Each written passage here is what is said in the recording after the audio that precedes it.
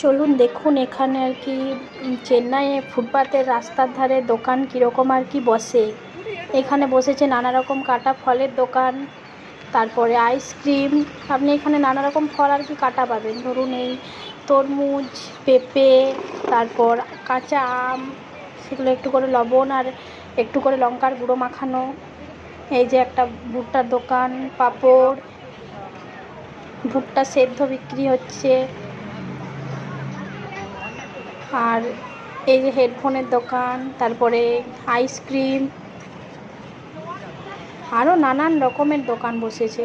এই যে একটা ভেলপুরি বসেছে এখানে। এখানে একটা সানগ্লাসের দোকান বসেছে, ব্যাগ। আপনি আর কি এই মার্কেটটাতে সব কিছু পেয়ে যাবেন, ফুল।